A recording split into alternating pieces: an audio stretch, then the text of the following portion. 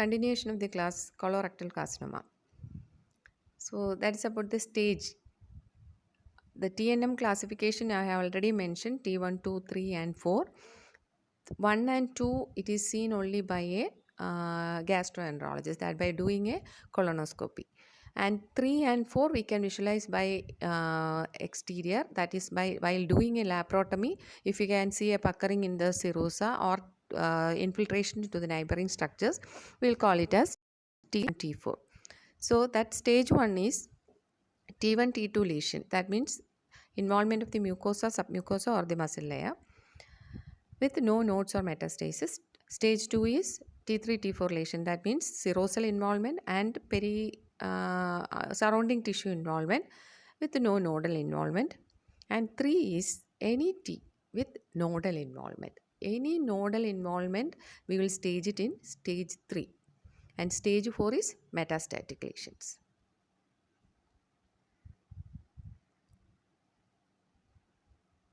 Then coming to the prognosis of the colorectal cancers. Prognosis of the colorectal cancers, that depends mainly on the stage of the disease. That naturally you know, the stage of the disease, stage 4 and 3 carries very bad prognosis when you compare stage 1 and 2. And there are many other factors also we have to consider. That is the degree of differentiation, purely well differentiated or poorly differentiated, or very well differentiated or poorly differentiated. The presence of venous invasion. Whenever there is a venous invasion is there, that means the spread has already occurred. Then character of the invasive margins, that depends upon your surgery. So when you are getting adequate margin from that tumor, that means minimally we take about 5 centimeter. Minimum 5 centimeter should be there. Otherwise, there will be invasion of the malignant cells in the cut margin. So that invasive margins are there, then the prognosis is very bad. Then peritumoral lymphatic infiltration. So whenever there is lymph node involvement, that means the prognosis is bad. The number of nodes involved, if it is N1, N2. N1 means 1 to 3 groups of nodes are involved, and N2 is more than 3 groups of nodes are involved. Then the presence or absence of apical lymph node metastasis. Apical lymph node metastasis means the lymph node which are situated at the root of origin of the main artery. That means for the right side colon, the artery is superior mesenteric artery. So the lymph node situated close to the superior mesenteric artery, that means if that is the apical node of that side. And if the lymph node close to the inferior origin of inferior mesenteric artery, that is the apical lymph node of left sided colon. So these factors affects the prognosis of the patient. Then survival, 5-year survival rate. Stage A, that is the modified Dukes classification. Here also A, B, no lymph node involvement. D, C is having lymph nodal involvement. D is metastatic lesion. So A, 90% prognosis, survival time for 5 years. B is involvement of the muscles and serosa, that is 70% patients they live for 5 years. And C, any patient with a lymph nodal involvement, you can see the drop, that is 30% survival only for 5 years. And D, patient with metastasis, only 10% of the patients survive for 5 years. Then coming to the clinical features. The clinical features that varies depending upon the site of cancerous lesion. That means the large colon, it has got a right-sided colon that starts from the cecum, ascending colon, transverse colon. So that is on the right side. So always lesions on the right side, the symptoms varies than the lesions on the left side. The colorectal cancer wide range of presentation which depends upon the site of tumor. The presence of complications like obstruction, perforation, or hemorrhage, and the presence of metastasis. According to the site of tumor, I will tell you. Presence of complication. Any tumor on any side of large intestine can present with obstruction or perforation or hemorrhage. So that any side, if it is in the rectum, if it is in the left side or sigmoid, or it is in the descending colon, or from the splenic flexure, or from the transverse colon, from hepatic flexure, ascending colon, cecum, at any site, patient can present with these complications. So that time the patient will come with abdominal distension, abdominal pain, features of septicemia like that, and presence of metastasis. Metastasis can goes to liver and lung. So the patient can come with dyspnea and jaundice. So these are the presentation in case of complications or in case of metastasis. Then according to the site of tumor, the symptoms varies on the right side presentation and left side presentation. So if the patient is having a tumor on the right side,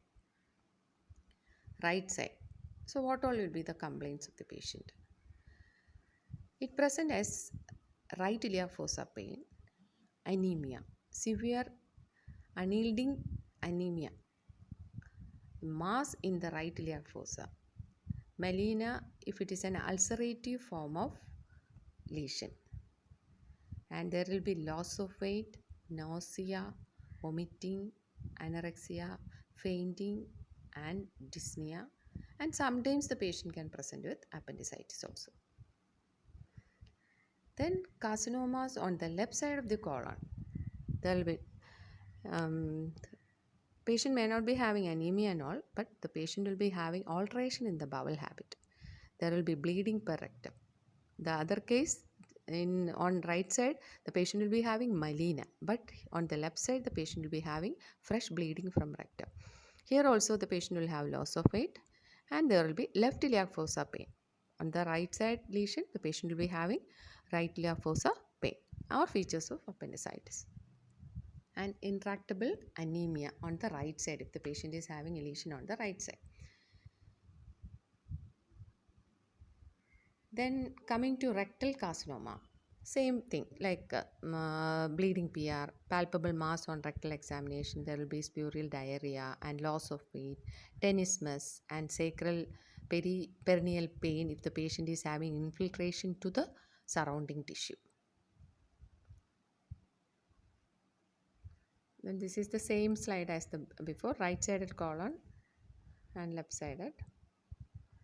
And clinical features if the patient is in an emergency situation like perforation or obstruction, may present as intestinal obstruction and fecal peritonitis, severe rectal bleeding like that. These are the complications. The patient can present with the complications. So that time when you examine or when you do a CT scan of the abdomen, then you can find that there is a mass lesion in the respective area. Then metastatic presentation, patient can come with cough, fistula or jaundice. Then coming to investigations. So whenever a patient comes with a bleeding PR, so for what we do first is we do a PR and proctoscopy. You know what is proctoscopy. In the left lateral position, we'll put our right hand index finger into the rectum so that we can at least 6 to 7 centimeters of lower part of the rectum, and the anal canal is palpable by doing a PR. And by doing a proctoscopy also the same, we can visualize the lower anal canal and the lower part of the rectum. This is the first test we do in a case of bleeding PR. So if you can't find a mass, then you can go for colonoscopy. If you can feel a mass in the rectum, then you feel for the whether it is a fungating mass or an ulcerative, what is the infiltration to the surrounding tissue. You can just move that swelling, move that ulcer and see whether it is infiltrated to the surrounding structures or not, how much circumference of the rectal mucosa is involved. All these things you have to check. And if you are not finding anything by PR and proctoscopy, otherwise also you can send a motion for occult blood for screening blood in the stool. Then you can do a CBC to see for anemia, because the right-sided colon cancers are known for producing anemia. ESR will rise in a case of malignancy, and electrolyte disturbances, of course. The patient will be diarrhea ഒക്കെ ഉള്ള patient ആണെങ്കിൽ then the patient can have electrolyte disturbances also. Then CEA, that is a thing you have to do. It's a tumor marker for colon. CEA should be done in case of any if you are suspecting a colonic malignancy. Then other investigations like plain X-ray abdomen to show any features of obstruction, chest X-ray to rule out lung metastasis, then barium enema. So nowadays we prefer CECT of the abdomen, because barium enema we don't prefer to do nowadays, because CECT is more informative than this one, and more easy also for the patient. And in barium enema you can do a filling defect whenever there is a malignancy or a growth in that region. After evacuation you can see a defect, filling defect in that area, that is apple core deformity. And ultrasound, it is a very good test. In that ultrasound you can detect any mass in the large intestine, and any presence of any metastasis in the liver to the pelvic organs, like that. Then intrarectal ultrasound, that is a latest thing, it has come up. That is a new tool of investigation. By doing this intrarectal scanning, because transvaginal ultrasound ഒക്കെ ചെയ്യുന്ന പോലെ same like that, intrarectal ultrasound, you introduce a probe into the rectum and find out the lesion size, the infiltration to what all layers. You can delineate all layers of the rectum, and so that you can see, you can even at that time itself you can stage the disease, because it has infiltrated to the mucosa, submucosa, muscle layer, like that you can find out. Then CT scan and CECT, that is contrast and CT scan, can give you more informations. And moreover, if you want, for the staging you can do an MRI also. So colonoscopy, that is the chest X-ray, pulmonary metastasis. I want to show you an X-ray showing pulmonary metastasis. These are the cannonball appearance. This is the multiple bilateral pulmonary metastasis in a case of colonic cancer. Then X-ray, double contrast, because air also introduces after that. Then you can see the filling defect in case of sigmoid malignancy.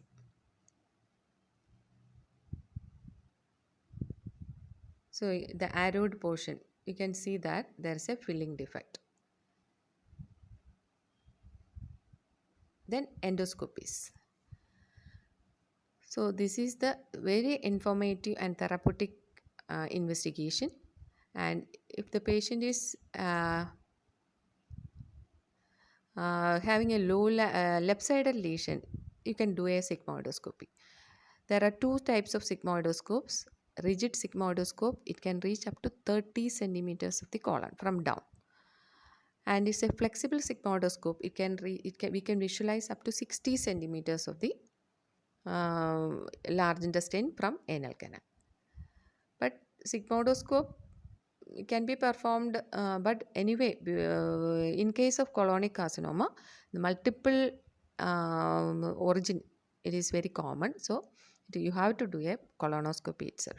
So colonoscopy, it is carried out in almost all cases we suspect bleeding malignancy, those who present with bleeding PR. And you can see one lesion by while doing a colonoscopy. So what is colonoscopy? So that is the large intestine length is about 1.5 meters. So you can visualize lesions, even less than 5 millimeters of polyps can be identified, or polyps or growths can be identified by doing this colonoscopy. And small polyps can be removed along during this procedure by endoscopic mucosal resection. And mild sedation is given and consent is needed. The complications like bleeding, infection, perforation, and missed diagnosis, failed procedure, all these are the complications can occur. So this is another lesion on colonoscopy. So while doing colonoscopy, you can take a biopsy for confirmation of diagnosis to know that whether it is a malignant or a benign lesion like that. So we take, if it is a small polyp, we will just snare it, and if it is a large lesion, you take a bunch of tissue from that region so that you can send it for a histopathological evaluation. So once you get a diagnosis that this is a adenocarcinoma, I have told you that 98% of the colonic carcinomas are adenocarcinomas. So if it is comes as adenocarcinoma, then our treatment start. So what is the treatment? That will be taken late next class.